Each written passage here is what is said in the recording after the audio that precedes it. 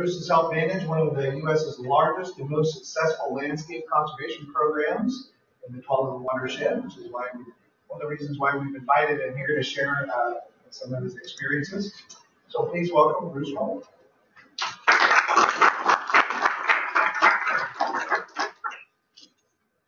Thank you, Derek. So this is a condensed version, and it's going to be real condensed if you hold me to the timeline of being out of here by 12, so you can eat. Sorry, you can't eat till I'm done. Anyway, Derek and I and some people from Portland State are putting together a 4-hour workshop that walks people through a lot of what I'm talking about today. So if you want to come to Chicago for the International Association of Landscape Ecologists annual meeting, love to have you and have you in the workshop. So Bruce, I just want you to know you do have 30 minutes or a little bit more. So you're not down to 10. Okay, I'll take 40. Yeah. Okay. Don't stop. Houston, everybody's all heard about Houston, right? And then you think about all the development that's going on, especially like Washington County, just going crazy. And you look at these, what I call interesting weather patterns with interesting events, and you ask yourself, what is it going to take to create a resilient watershed? That's why I say, Houston, we have a big problem. It's not talking about projects, although we have many, dozens, hundreds of great projects that start to get at this issue of how do we weave green infrastructure into a resilient watershed. But the huge, huge elephant in the room that no one's talking about, is what I'm going to talk about today, is the scale we have to act to deal with the climate change issues, the issues with rapid urbanization. So my brain for the last 10, 15 years has been in this mode of I got sick and tired of pilots and wanting to go to scale, a meaningful scale, so I actually have some likelihood of seeing some success on a watershed scale. So I'm going to talk about elephants today. And at Tualatin, we've been going through this adventure for about a dozen years now. And that elephant has turned into a herd of elephants. And I'm going to talk about a couple of the elephants that represent the scale that's happening in the Tualatin watershed as we come. Clean Water Services, you've heard of us. I'm going to screen through a few of these. There was a great introduction on Washington County, so I'll probably zip through those slides. Big public utility. We work called USA, a Unified Sewage Agency. We transformed into Clean Water Services about 15 years ago. Water, wastewater, interesting things. We grew beer on the side. We had fertilizer operations and a commercial slow release fertilizer. We have a lot of interesting things. My bailiwick is in this area of green infrastructure and going to scale. Fastest growing county that's going crazy. Our development expert that's sitting back here can attest to that the amount of development that's going in this need to create resiliency for the watershed. What's driving? What am I thinking about as I go sort through what needs to happen for that resilience to happen? I'm thinking about, and Carrie touched on them, utility obligations that can help catalyze or move a community to a landscape scale. How do we integrate multiple water quality and ecological needs in effective focus? It can't be single parameter based. It has to be landscape. It has to be firing across both terrestrial and aquatic environments. And it has to be looking at how people manage land, how they live on the land, and all these aspects. How do we ensure restoration in 20 years? I hear a big whine in infrastructure. We put the project in, we have no monitoring money, we have no upkeep money. We're lucky that the program we developed in Tualatin has a minimum of 20 years of stewardship for every one of the 700 plus projects we put on the ground last year. This is what I'm particularly proud of, although I can't say this as boldly as I did a year ago because one of our partners was blessed with getting additional money to throw into a fantastic program, that's the Conservation District. But most of the monies that you see that I'm going to talk about today come from existing sources. Ratepayer, wastewater, all the stormwater, all these different types of sources. And that's kind of the conserved nature of Washington County, run by a lot of businesses and other things. And that we weren't looking for finding a new cash cow. We were looking at how do we better integrate the existing funding sources. So I think we've made what I would call transformative progress in answering those questions and showing how the answers can happen in the community. And I think the best approach, or at least the definition that I think is closest to how it's playing out, is the definition was filtered from the large landscape network, which is a bunch of ecologists. But it's really this notion of going from pilots and going to scale and thinking about how people live on the land, thinking about how economies inject their resources into their issues.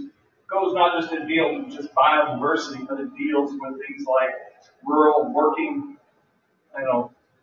progressive farmlands to local economies that are healthy. It looks at the social health benefits of humans. So when I'm thinking landscape, I'm talking about landscape, there's a definition. And I'm not the one implementing it, but it's a series of partners from Tree for All that are really implementing that kind of a program. And you have to start to condense it down. And all this stuff is on, I just published a paper that came out a week ago on all this stuff, so I'll give you the link to that. But, you start to whittle it down to some of the core values of what it takes to go landscaping. Resilience, watershed up there at the top. I vacillate between putting climate change or resilient watershed. And the way I look at it is, if I convince everybody what it takes to do a resilient watershed, I will have dealt with climate change along the way. So don't think I left it out. That's Bruce's way of not getting dragged into that discussion, but addressing the issue. Recreation, health, and human health. One water, that concept that there's one water with many uses. The concept of cultural heritage and local sense of place often lost in a lot of planning efforts because I think the same planning effort should go on exactly as it did in each community.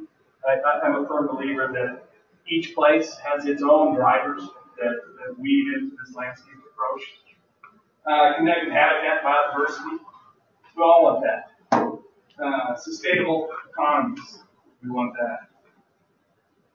Tualatin, I'm not going to go into this. We had just remember 700 square mile watershed, 80 plus mile river, the Tualatin catalyst, and we heard about collective impact. And this is kind of a form of collective impact that I'm going to talk about. And it started 15 years ago when Clean Water Services awarded one of the nation's first integrated MPDS, stormwater, PMDL permits. Okay? The big piece, though, that I'm going to talk about was a trading mechanism that allowed us to invest in repair and restoration, flow restoration, anywhere in the entire watershed. So I'm able to move resources, ratepayer money, out of the urban areas and do things like repair and restoration, flow restoration, anywhere in the watershed. So this is the Tualatin. Put our service area. You got NS4, which is basically the same service area as the wastewater. But the reason I put this up is this is where many of us are stuck as a utility, and that is that service area is defined by a census block. And part of the struggle of going to landscape is finding the partners and resources that allow you to run out of that red area and deal with how you would finance and do work in the balance of the watershed. Those two tools, though, that I talked about, repair and restoration and flow restoration, were two tools I could apply anywhere in the entire watershed. The other thing I think is very unique to the program, and this is some that I influenced, but it's also influenced by many of the partners. And that is, I spent many years. Oh, my, can't hear me. But you can take it. I'm walking. I'm sorry. Everyone's telling me I'm a loud voice. So anyway, when I look back at my career, I've done ESA plans, I've done watershed management plans, stormwater plans, I've done source protection plans, drinking water plans, and they almost all ended the same way. They kind of follow the same kind of a notion of linear plan, and they ended with some pilots, a handout, and a wand, because I wanted more money to implement the plan. Well, I have to say, the program that I'm describing today didn't work that way. And as far as I'm going into my test, after having been in this career for about 30 years, I'm convinced this doesn't force people to go landscape. I think it creates some really good plans. But I think if the question is, do you want to go to landscape and scale? I'm not convinced following this approach because now there's pieces of it. You'll see it. But I'm convinced that this doesn't poise communities for going to scale for a number of reasons. Thanks. Okay, Bruce. Well, then how do you get to scale? Well, we heard this in some of the discussions earlier today. That inherent desire of humans to act and do. And that's fundamental to how the program got started. It wasn't about some elaborate plan. We went to the farming community. How do we want to work with the farmers? Started with one farm, one group, and it was action. That action grew and grew and grew. So it's based on action. And I'm convinced the long run in this game that with this action begins to build momentum, and with that momentum, more clarity on what is that vision and mission for the watershed. And that's backwards. But I'm convinced that I've been in it long enough and watched this thing play out. It's that act of doing together that provides clarity in the long term. The other thing I was telling somebody earlier, those plans that I was doing before, it really smelled like a prenup before you ever went on the first date. And you're sitting there going, why did I do that prenup? Everyone's second guessing each other now to try to implement it. And go, wow, you're right. Most of the people hadn't dated. They sat there and planned, but they never dated. The dating becomes infinite, and you sit there going, so anyway, I don't like the prenup thing. That doesn't mean there isn't planning. I kind of vacillate on this one because I'm only one of many that are part of this, and there's some big elephants that help me as an elephant to get this work done. But I think you're talking about that collective impact model. There was a catalyst early 12 years ago that helped bring a whole bunch of partners together. That was that repair and restoration piece. But this by no means means that's how it was financed, solely. It is these partners bringing their own resources in, millions, tens of millions more than I ever contributed to the program, through interesting partnerships, interesting projects, interesting programs. But the outcome, landscape scale, capable of doing 10 river miles of restoration a year after year for over a dozen years, working on 25,000 plus miles, or 25,000 acres plus. I'm going to pick on, we've got some people here from the conservation district, so if I don't do this right, stand up and say, Bruce, you got it wrong. Here's one of those elephant stories. Here's a utility, hey, we need to do some repairs that we need to do it out in the urban area, or out in the rural areas, very important areas. Started working with the conservation district. Luckily, they jumped up and said, hey, we'll help lead an effort to design a program in the agricultural areas. And the conservation district back in 2005 was proud to introduce the first farm in the program. And what that led to was what I call a storm over the course of the years, where NRCS started throwing money in, FSA threw money in, Clean Water Services, and it went across the entire landscape. And when I'm talking about these other monies that are leveraged, they're looking at all the farm bill monies that come with that. How it played out over time, how it works today. Started with some of this riparian, the CRET program, Conservation Reserve Enhancement Program through FSA, was in the county back 15 years ago. No one signed up. Farmers got together, said, what would it take? Worked with Clean Water Services, built a new enhanced program that was tailored for sense of place, the place that we were, the kinds of crops, things that you needed, and successfully put in place, starting back in 2005, the first repairing planting program. The second year, there were 3. In the third year, there are 27. I think you're pushing close to 100 now.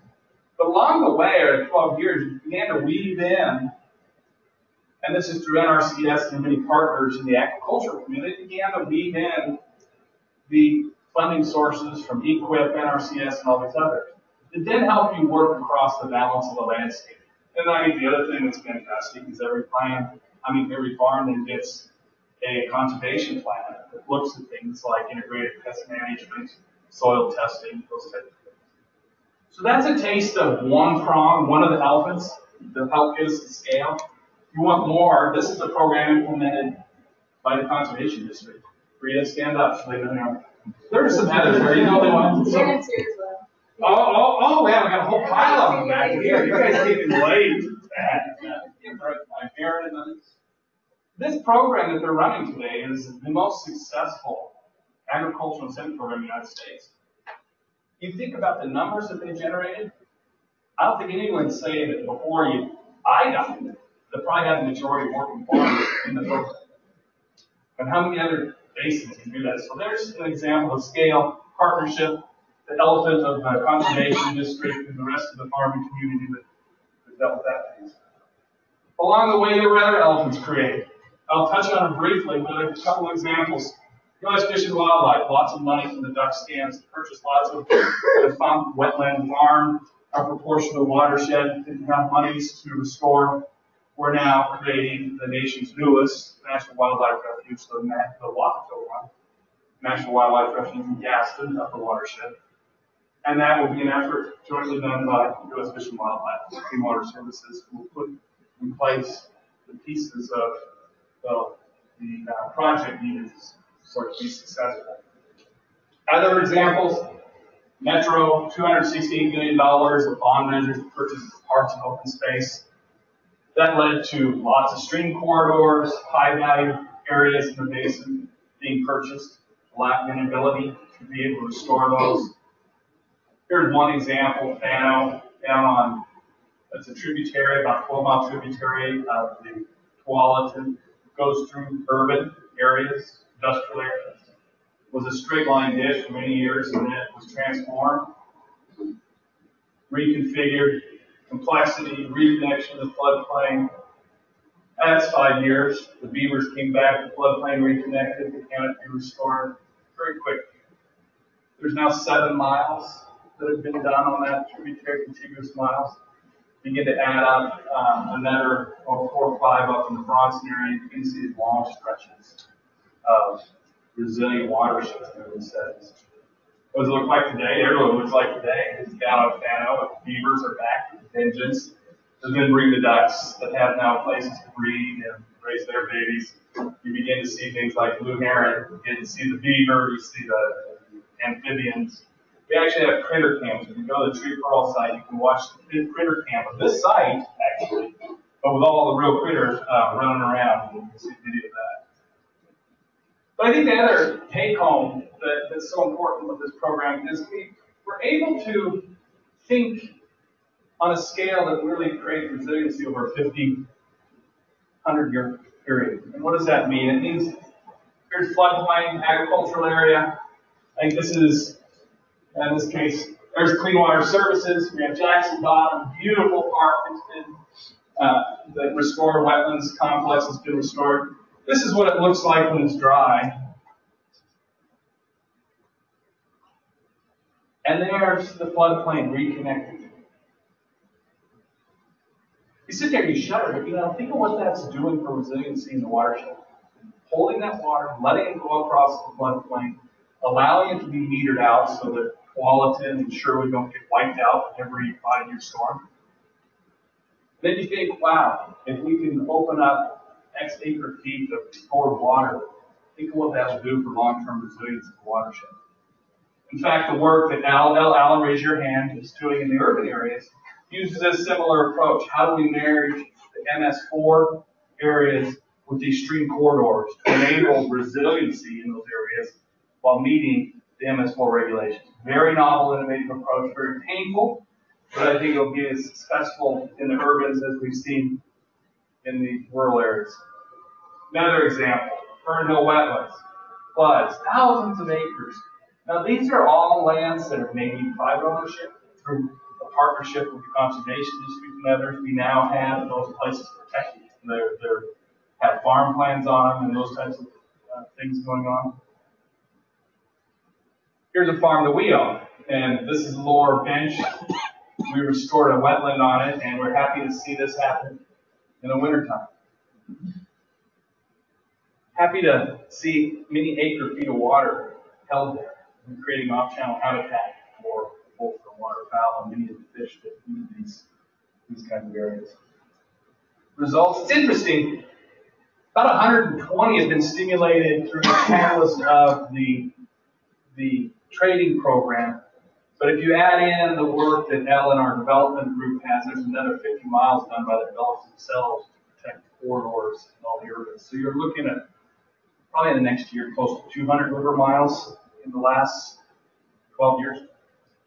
A new wildlife record, I talked about that. I think, how many do we have enrolled now, Aaron? It was about 80, isn't it? Okay, and there's quite a few on a wait list, I understand. But I think that's phenomenal. If you look at agriculture incentive programs, there'll be like 3 people, and I think this one's so fascinating that there's just many farms in it. Cost us, I think that's important. People say utilities should do this. I'm not convinced they should. I think that there's many partners that could be catalyzing some of this work. If you look at the cost for that first decade, our cost to ratepayers was right at $10 million over a 10-year period. There was 10 times that amount contributed by the partners, okay, in terms of getting this work done. But I do think it's important. There's got to be something to catalyze, stimulate, provide opportunity for those groups to come together. Access. And when you look at the landscape scale, you aren't just sitting there going and buying an easement for a repairing corridor. You're looking across the entire landscape. So how we're doing in the ag. We do the same in the refuge. We do the same on metro properties. We don't plan and survey and create the ecosystems on the plot. We go and say, what does this entire landscape, entire parcel, need to be successful from an ecological standpoint? Different concept. But when we do it that way, then when we need to add infrastructure across the headers, we're doing it with the tapestry that's already been created and what the ecological needs are for that system. Versus the opposite. Go get an easement, run down this way, now tell me how I need to mitigate my new pipeline. Think about how Mother Nature would do it, and that's kind of how we did it, was how would she create an easement that made her successful? And so there's a whole new easement and administrative approach that's been created along with this that allows us to drive costs down, but also go to landscape scale. My Mother Nature easement is one of my proudest accomplishments because I think it's a model for how we think about working on these partnered lands. 8 million plus plants. When we started the program 15 years ago, am I about done? About done. You got time. Oh, fine. You got time. Trying to stay on track with it. So we started, there was a goal of putting a million plants in the ground in 20 years. On the 10th anniversary, we had a challenge. And it's interesting, that was 2 years ago, 2015. And I thought, God, it'd be cool. We've got so many partners and so much land, let's try to do 1 million in 1 year.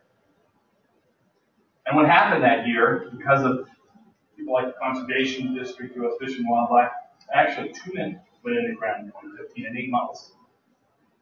There's a Oregon Field Guide episode, if you want to see that. They follow that for the 8 months. It's kind of humorous. I don't look very good at it, but it's interesting to see how 2 million plants get in the ground in 8 months. You can get a taste of that. But now here we are in 2017. That was 2 years ago. We've been putting 1 million in every year since then because the scale has gone up and the partners, you have all these farms in it. You have these large tracts of metro land, Wallen Hills Park and Rec that are now in the program, and then all the cities and all those. So those partners provided the tapestry, the landscape, and then we were able to bring the plant material.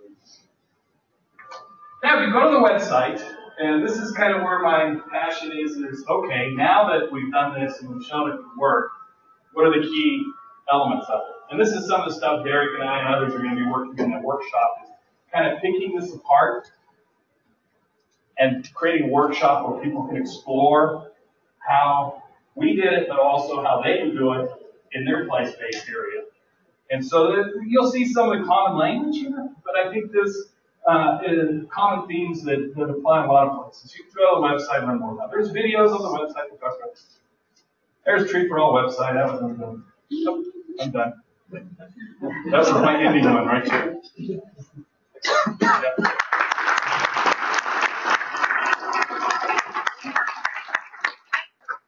You can host the microphone here. So, questions for Bruce?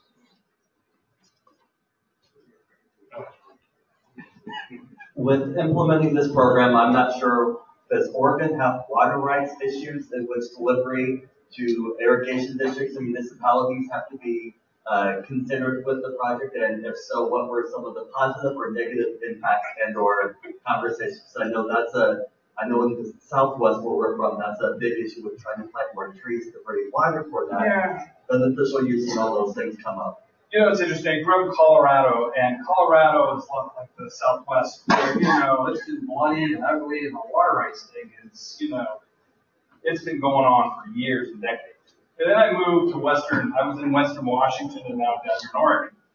And Western water rights are here, but it's an interesting kind of scenario to watch how Washington as well as Oregon, deals with these issues, especially when you come from an arid climate, because there's a lot of water here. And for so long, there's been enough water. And the whole area in Western water law has not really been, in my opinion, a top priority for a lot of places, just because of this abundance. But now we have, spatial and temporal issues with availability. Salmon come back, pulling out of ag areas, it becomes much more of an issue. In the case of the agricultural, and I encourage you to speak with Aaron and those because they have more details, there are transfers of land taken out of production into these programs and then are transferred into the stream if so desired. There's also incentives paying for that. But the flow one's an interesting one. So this will spin your, I didn't talk about that other tool, which was flow restoration, which is a whole nother program that's huge, another elephant I could talk about sometime. We actually push water from a facility, the headwaters, a reclamation facility, through irrigation system, piping system, and discharge into high value streams, tributary streams in the upper watershed. Okay, so we're moving our water to their system, and then we have a series of issues, which I can talk at length more, and the issues that you're talking about. How does that deal with the water rights there and those types of things? We're pretty active, though, in trying to find significant amounts of water when we put these programs in that can be transferred out into incentive-based industry.